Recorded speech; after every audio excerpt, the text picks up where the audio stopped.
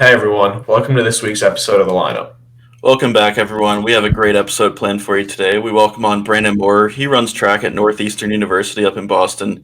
He really has a great story to share with us, and we're super excited for it. And now we welcome on Brandon Moore. Hey Brandon, how you doing? Doing well. Hey guys, Hey, welcome to the show here. We're happy to have you. thank you. Happy to be here. So how is it over there? You're in Boston right now? Yeah, I guess just as crazy as anywhere else. Pretty bored up here. Just trying to train as best I can and not lose too much weight up here. Yeah, exactly. Are you there with your roommate or how's that going? Yeah, two of my roommates went home. I've just me and one other guy left, trying to stick it out until the end, I guess. It's crazy, man. Yeah. Yeah, I mean, we can jump right into it here. If you want to talk to us a little bit about your track career, maybe from high school when you started up until college at Northeastern, where you're at. Yeah, sure. So yeah, I've been running track since I was 11, 12 years old. I went to high school with Ben over here at Seton Hall Prep. My career in high school was great, like really, really amazing. I had a great experience there, broken records, won some championships. It was really just everything you could dream of for a high school experience. Obviously, until I tore my quad during my end of my senior year, coming into college, running track was a very different experience. Having torn that muscle and having it still in your legs, I had to kind of recover while I was running track, which was a unique experience because mentally you're thinking you're still there, and then physically your body's like it's not ready yet. So it was a big adjustment period. My first 2.5 years until about my junior season. Um, things started to look up, and then they're pretty good right now. Yeah, it's great to hear. I know that when we were at Seton Hall, you always struggled a little bit with that hamstring injury. I even remember it from my freshman and sophomore year when I was there with you. Yeah. So talk to us a little bit about your injury and how that impacted your mental health and physical well-being all in all through college. Yeah. So obviously I've been injured before, like you said, with hamstrings and stuff like that, but it's never been anything serious. You always kind of bounce back from it. Um, Having this quad injury was obviously a little bit different in that I always thought that I would recover the same way I did with any other injury. You think, and obviously everyone does. You get hurt, you're like, all right, I'll do whatever I got to do. I'll be back in like a week or two. And that was my mentality with this quad injury. But I underplayed the severity of it, and so in case you didn't know, my quad it fully tore. It rolled up my thigh. It died and reattached in my upper thigh. So I have a big ass bump in my thigh. And so coming into college, in my head, I'm like, all right, I'll be back in a week or so. And I would keep telling myself that, but my body would just I stayed delaying the process because it physically could not keep up. And so my mind and my body were on two different pages, which made it mentally extremely hard to practice and compete. Yeah, so I mean, I faced a similar issue with I was actually injured my senior year also, and you talked a little about being optimistic. I was kind of the opposite. I was very negative, which is something that obviously wasn't great. But did you ever have any doubts, have it happening late in your senior year that like maybe college was going to be a struggle or maybe it wasn't going to work out? That was definitely some thoughts I had. Did you ever experience any of that doubt, or was it mostly positive? So when I toured in high school, I was still extremely positive. I was always a really confident kid, just because of my experiences in high school. And so at that point in time, I didn't believe that the injury that I had would impact me at all. I thought I'd be back in a week. That wasn't the case. But like I said, I would keep telling myself, "Oh, you'll be fine. You'll be fine." Especially by the time college came around, I figured everything would be back to normal. And so I tried to be optimistic, but as the weeks went on, when I got into college, my optimism and my confidence in myself started dwindling. And it became harder and harder to stay positive and have a positive outlook. Yeah, for sure. I can definitely relate to that to some extent. I mean, you go from high school where, you're the guy on campus, you're doing everything, you're breaking records. Honestly, you were our fastest runner for those years, and it was awesome seeing you do all that stuff. And then coming to college after getting injured, I mean, we always talk about identity with sport, and I know personally for me, when I went to college, it almost you have confidence, but it's almost like, okay, how is this going to translate to college? Because now everyone's going to be this fast, everyone's going to be this good, and then coming back from an injury, I could see where there could be some doubts with that. So, I mean, how has like that mental health journey as an athlete, impacted your well being moving forward, but also in things outside of sport?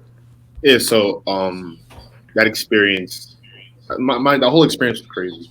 Looking back on it, my mental health from the state of tearing it in high school to going through that identity crisis my first years of college and overcoming it, and then being mentally stable and mentally strong afterwards. It was a journey, and I think it obviously made me a better person because of it. Because now in my current stage, now I'm looking back, I'm like, oh wow, like college students, college athletes actually go through this kind of thing. You never really think it happens until it happens to you. And so while I was experiencing it, I never knew that other athletes were also experiencing it too. Other athletes went through injuries. Other athletes had identity crises and lack of confidence in themselves. And so at this point in my life now, it's like all I think about is, all right, I went through this huge mental hurdle, and I know other people do too. Now I feel like I'm obligated to help other people, as you do, with their mental battle because I know how they felt. I know what they were going through. So I believe it was a huge wake up call and kind of like my duty and my mission to help other people. Yeah, I mean, I think wake up call is a great way to put it. I definitely experienced some of that. I'm curious, definitely in my situation, I felt very unprepared when I did experience my injury Oh, for what I was going to experience. Did you have any mental health education before your injury, or is that something that you worked a little with a sport in college? Is that something that you did more after and you feel that's important? yeah, I had absolutely no mental health knowledge, or I'd say I don't want to say training or preparation, but I had no prior experience dealing with it, or even gaining knowledge about it before I entered college, which I feel was a big disadvantage to me and every other student athlete who goes through such a thing when they go into college. Um, and so I was obviously when I went through my experience, I wasn't mentally prepared to take on that burden or that load, and so it became unbearable at one point. And I feel like that's the biggest issue here is that a lot of athletes in high school, even in college, you don't really get the necessary mental health preparation or the talk that you need so that when you go through an injury like this or like something else, you at least have an idea of what to expect. Yeah, exactly. Because I mean, when you're going through something like this, you just feel so alone in the whole Yeah. process. You kind of, when I was going through my mental health struggles, I felt like I was the only one going through it, and I think that's due to a lack of education from schools and places like that. You think about athletes, and it's always like, oh, you got to hit the weight room, you got to hit the weight room, you got to be physically strong. But in my opinion, with what I do with Open Mind Gym, is our motto is mind over matter, and that's often a term that people hear like, oh, you have to keep pushing physically with your mental capacity as much as you can to keep pushing. But in the way we're trying to redefine it is, yeah, mind over matter. We hear the stereotypical term for that, but we want to recreate that definition and make it like, oh, mental health is just as important, if not more important, than your physical health, because everything after your mental health is like a spiral, right? Exactly. So you're mentally well, you're feeling good, you can lift, but if you're not mentally well, everything else doesn't feel like it's working. And like I said, that's due to a lack of education. So how do you think that schools can get that education from like a young age? Do you guys have sports psychologists at your school? Like, what are you guys doing as a school? Just in college, we have the whole story of sports psychologists. I speak to mine almost all the time. Even like after I overcame this mental hurdle, I still talk to him just because we built such a good relationship, and it's someone I can confidently confide in. Which I feel like not even every athlete, but every person should have at least one person they can confide in confidently, to relieve that stress. But in terms of implementation, I feel like they should start at a much younger age. Um, Maybe even or middle school, high school, just so students can adapt properly by the time they get into college. This isn't a conversation we should be waiting until we have 19, 20, 21 year olds going through mental health problems, depression, suicide, what have you. Um, from the time they start playing sports at a young age, even if it's a very light conversation, a conversation should need to be had, and the professionals should be in place for students who go through injuries and need an outlet to rely on. Yeah, I mean, that's awesome. I think another big part, you kind of touched on a little bit there, is just being vulnerable and being able to admit when you need help and when you need to talk to someone. And I think as athletes, Ben kind of touched on it a little bit, but we feel this need to kind of keep everything inside and come across as strong or not mentally weak. And, that's really couldn't be further from the truth. And it's so important to be able to just realize when you need to get help and, like, you know, I'm struggling and I need to see someone. And that's not a sign of weakness or anything. That's a sign of strength, really. Absolutely. Yeah, so moving forward, we're going to talk a little bit about not only your athletic career, but your entrepreneurial endeavors and all the success you've had with, YED Corp and everything you're doing outside of sports with your book. So can you talk to us a little bit about YED Corp and what that is? Yeah, so YED Corp stands for Youth Entrepreneurs Diversity Corporation. I launched it going into my sophomore year of college. When I saw there was a divide and a lack of resources for college students, specifically minority college students interested in business and entrepreneurship and media and other entertainment fields like that. And so I launched YED Corp as a nonprofit organization to help bridge the gap and provide those resources to college students so that they can thrive in their entrepreneurial endeavors. And so at first year, we held a national summit in New York City. We got sponsored by Squarespace. We had about 140, 150 college students from across the country come out. Plus, really cool speakers like Chris Broussard, the ESPN analyst, Alan Maman, the guy who started the spinner trends, and a bunch of other really cool people. And after that, we got a lot of really great feedback. And so we launched the whole campus mixer tour across the East Coast with WeWork, going to cities like New York and Philadelphia, Boston, um, really small little party meetups for college students, like have a really good time and make really good connections.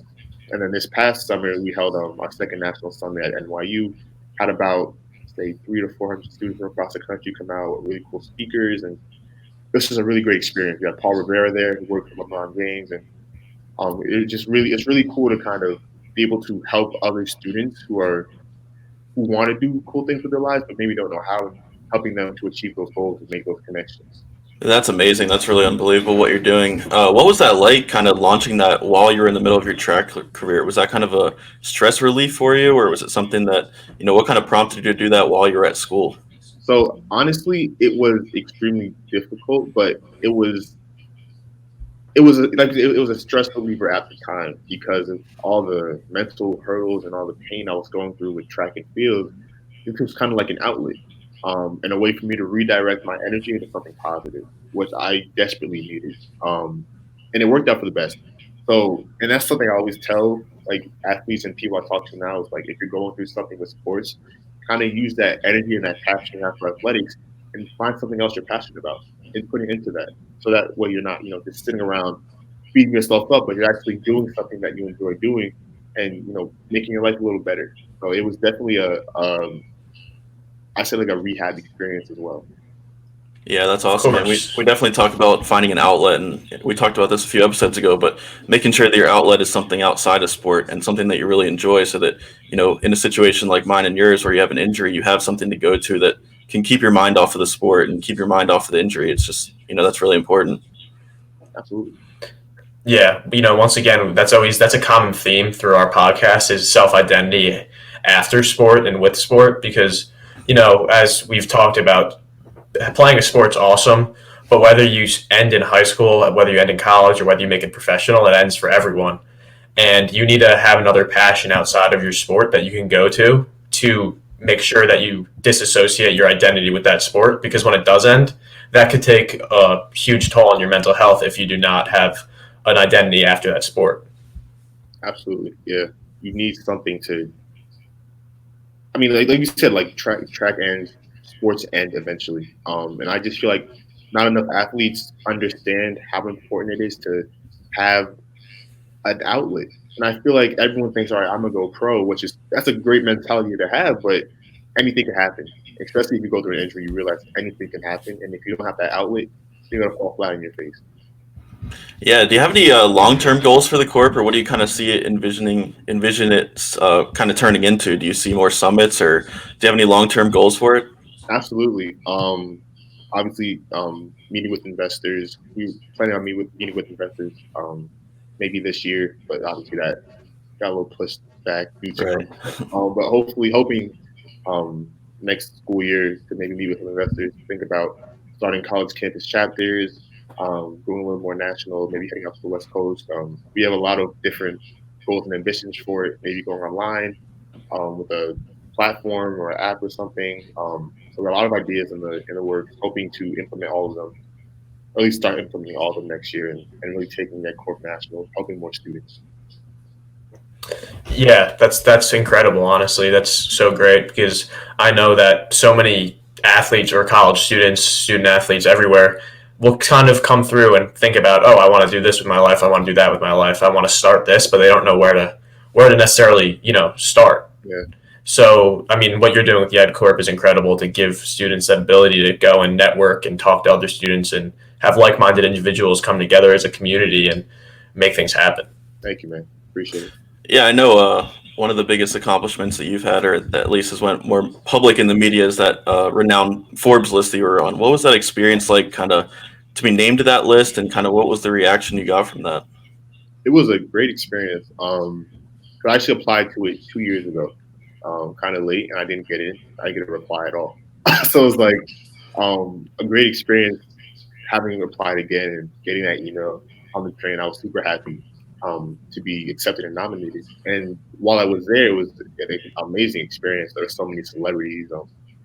Quavo was there, Serena Williams,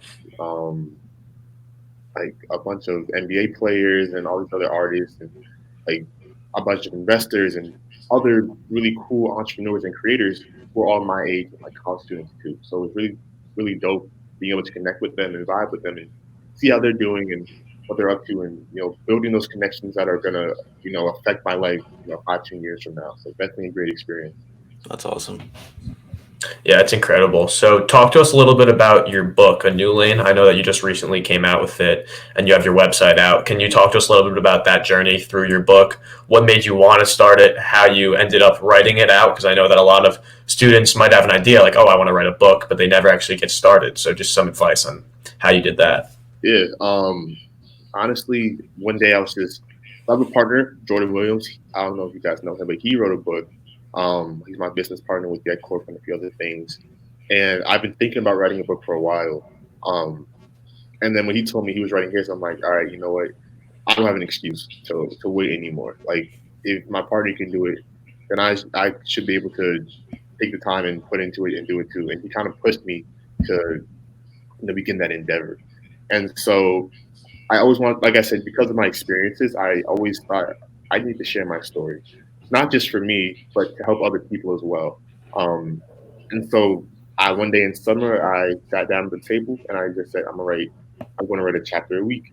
And each week after that, I wrote a chapter, another chapter, until I had about 100 pages. I got an editor. We read it over. She said, all right, you can make all these changes. I changed almost everything because I've never done a book before. And then, I guess it was a huge experience. And I just sat in my room and wrote. The break between New Year's, I had 2 weeks. I was up until 6 a.m. every single night in my kitchen just writing. And so for anyone interested in writing a book, it is a huge time commitment.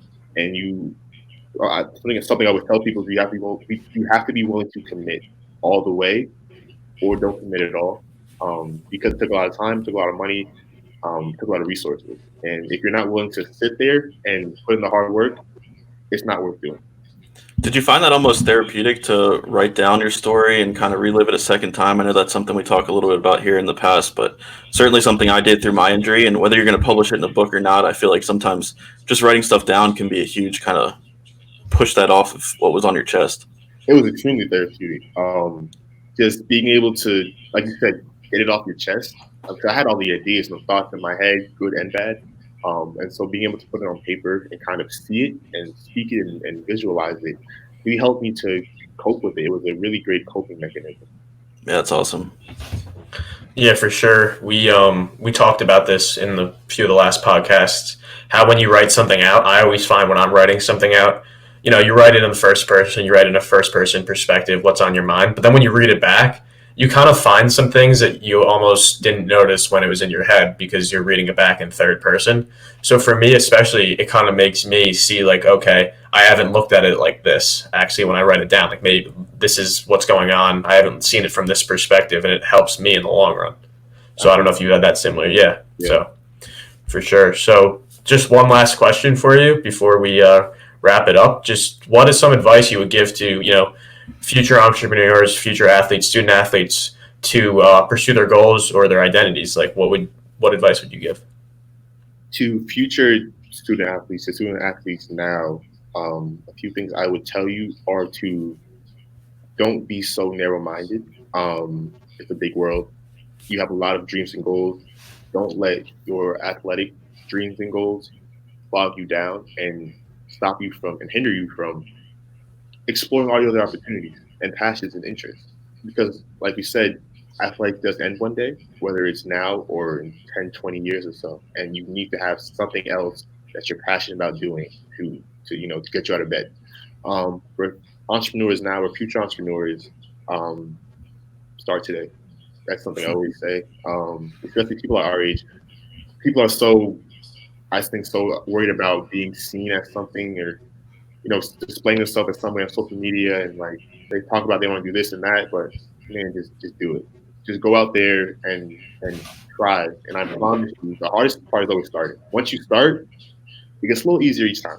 So just attempt to put the work in, and I promise you, you will thank yourself for it in the long run.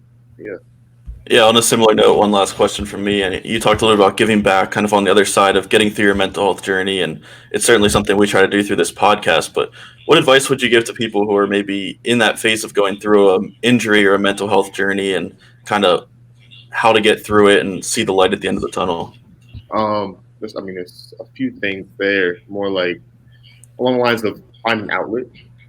Like you said, if athletics isn't going your way right now, use that time to find something else that you're really interested in and capitalize on it. For me, like you said, it was starting my nonprofit organization, it was writing my book, like finding an outlet that would positively impact your future, that you can really put your time and your energy in. You're so passionate about sports, which is great, but now harness that energy and putting it into something positive, something that can really help your future 5 to 10 years from now, and you'll thank yourself for it. If you're going through any kind of mental health hurdle, find an outlet, find someone to talk to. You may not want to because you feel like no one else understands what you're going through, which is fair. But if you find that one person who you can confidently confide in, you won't be holding all that stress and that heavy burden on yourself. And the pain you're feeling will ease off a little bit. So I strongly advise anyone to find someone they can confide in and also find something else you're passionate about. That's great. Well, thank you, Brandon. This was a great interview. I really enjoyed reconnecting with you after a couple of years. Yeah, and keep doing what you're doing, and we'll stay in touch. Thank you, guys. Appreciate it. Yeah, that was awesome. Thanks for sharing your story, Brandon. Thank you, man. And that was an interview with Brandon Moore. Brandon was great. He really tells an unbelievable story about persevering through injury and really pushing through and finding your identity outside of sport, which is something that's really important. Yeah, Brandon was a teammate of mine in high school, and it's really great to see him, take a negative, turning it into a positive. And I'm really proud of what he's been able to accomplish with his entrepreneurial endeavors and in sport. So that was terrific. Stay tuned for next week's episode of Lineup. Thanks, guys.